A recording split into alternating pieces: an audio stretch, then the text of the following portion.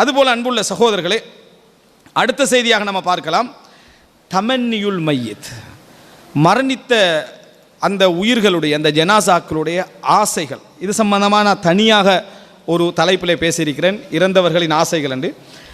அதில் சில செய்திகளை நம்ம பார்க்கிறோம். இந்த உலகத்தோடு அவர்கள் வைக்கக்கூடிய ஆசைகள், மரணித்த அந்த உயிர்கள் வைக்கக்கூடிய ஆசைகளை நம்ம என்ன செய்கிறோம் பார்க்கிறோம். அதில் ஒன்று முஸ்னத் அஹ்மதிலே வரக்கூடிய செய்தி 14547வது இலக்கம். ஜாபிர் ரதியல்லாஹு அன்ஹு அவர்கள் அறிவிக்கிறார்கள், இதா ரஆமா ஃபுஸிஹ லஹு ஃபி கப்ரி, ஜனாஸால அதாவது கபரில் அடக்கப்பட்ட மனிதருக்கு கபர் விசாலமாக்கப்படும்.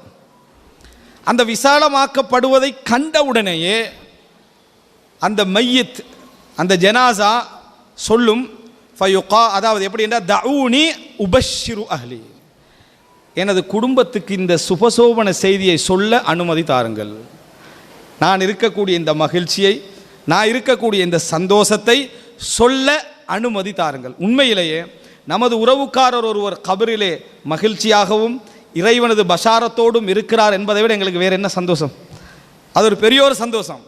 ஆனால் அது என்ன, ஒமி வராஹிம் பர்ஸஹுன் இலா யௌமி யுபஅஸூன், மறுமை நாள் வரைக்கும் என்ன அது எங்களுக்கு தெரியாது. இறைவனாக சொன்னாலே தவிர எங்களுக்கு என்ன அது தெரியாது. எனவே அவர் முதலாவது என்ன சொல்லுவார் அப்படின்னு சொன்னால், தஊனி உபஷ்ஷிரு அஹ்லி, என் மனைவிக்கு சொல்லணும், என் பிள்ளைக்கு சொல்ல வேண்டும், என் தாய்க்கு சொல்லணும், என் தந்தைக்கு சொல்லணும், அனுமதி தாருங்கள் அப்படி என்று என்ன அந்த மையத்து சொல்லும். அந்த நேரத்தில் ஃபயுகாலு லஹு உஸ்குன், அமைதி அடை.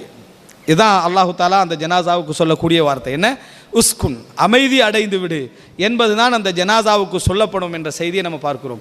உண்மையில் உயிர் பிரிகிற நேரத்திலும் ஒரு வேதனை என்ன அப்படி என்று சொன்னால், உறவுகளுக்கிடத்தில் ஒரு செய்தியை சொல்லி எங்களால் போக முடியவில்லை என்பது உயிர் பிரிகிற நேரத்தில் வேதனை. அதனால தான் ரசூலுல்லாஹ் சொன்னாங்க, ஆயிஷா ரலியல்லாஹு அன்ஹா பார்த்து, இன்னஹு லா யஹூனு அலையல் மௌத்து பி அன்னகி ஜௌஜதி ஃபில் ஜன்னah, நீங்கள் சொர்க்கத்தில் எனது மனைவியாக இருப்பீர்கள் என்பது எனது மரணத்தை லேசாக்குகிறது என்று ரசூல் ஸல்லல்லாஹு அலைஹி வஸல்லம் சொன்னார்கள். எனது மரணத்தை லேசாக்குகிறது. ஏன்னா பிரிந்து போகிற ஒவ்வொரு உயிருக்கும் இந்த உலகத்தை பற்றி, அந்த பிரிவை பற்றி ஒரு கவலை என்ன செய்யும், நிச்சயமாக இருக்கும்.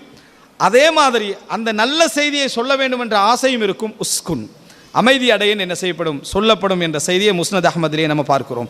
அதே போல் அதாவது திர்மிதியில் வரக்கூடிய செய்தி, அப்துல்லா இப்னு ஹராம் ரதியல்லாஹு அன்ஹு அறிவிக்கிறார்கள், ஜாபிர் ரதியல்லாஹு அன்ஹு அவர்களுடைய தந்தை ஜாபிர் பின் அப்துல்லா அவர்கள் கொல்லப்படுகிறார்கள். எங்களுக்கு தெரியும், அவர் வசியத்து பண்ணாரே மரணிக்கு, அதாவது உஹது யுத்தத்துக்கு போக போறாரு. அப்போ சொல்றாரு, கொல்லப்படுகின்றவர்களில் முதலாம் நபராக நான் கொல்லப்படுவேன் என்று நினைக்கிறேன் என்றார்.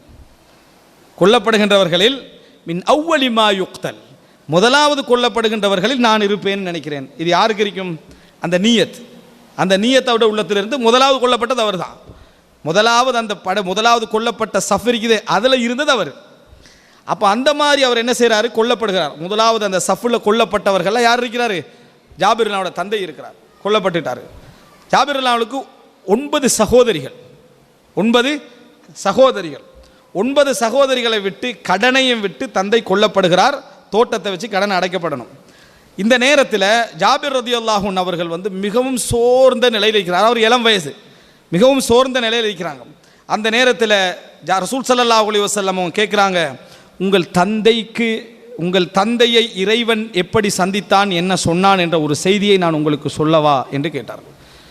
கேட்ட நேரத்தில் ஜாபிர் ரதியல்லாஹு அன்ஹு இடத்தில் ரசூல் ஸல்லல்லாஹு அலைஹி வஸல்லம் சொல்கிறார்கள், அல்லாஹு தாலா அனைவரோடும் திரையிட்டு பேசுவான், சொர்க்கத்துடைய நாளில் தவிர மற்றவர்களோடு என்ன செய்வான், அல்லாஹ் திரையிட்டு பேசுவான். உங்கள் தந்தையோடு திரையின்றி இறைவன் பேசினான். அந்த நேரத்தில் இறைவன் உங்கள் தந்தையை பார்த்து சொன்னார், யா அபதி தமன்ன அலைய உதிக், என்ன ஆசை உனக்கு இருக்குது சொல்லி நான் உனக்கு தருவேன். தமன்ன அலைய உதிக், என்ன ஆசை உங்களுக்கு இருக்குது சொல்லி நான் தருவேன். ரப்புல் ஆலமீன் அப்படி சொல்கிறேன்னா அது எவ்வளோ பெரிய ஒரு பலம். எது தேவை சொல்லி நான் தருவேன். அப்போ அவர் சொல்கிறாரு, யா ரப்பி துஹ்யீனி ஃபஉக்தல ஃபீக தானியா, யா அல்லாஹ் என்னை திருப்பி உயிர் பெறச் செய், உன் பாதையில் மறுபடி நான் கொல்லப்பட வேண்டும். திருப்பி என்னை உயிர் பெறச் செய், உன் பாதையில் மறுபடி நான் கொல்லப்பட வேண்டும்.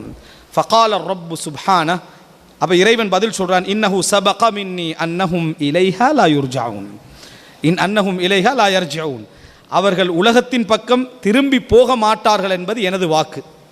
உலகத்தின் பக்கம் அவங்க என்ன செய்யலாது, திரும்பி போகலாது. ஆசைப்பட்டதை கேட்டாலும் இறைவன் ஏற்கனவே எடுத்த முடிவுகளை என்ன செய்ய மாட்டான்.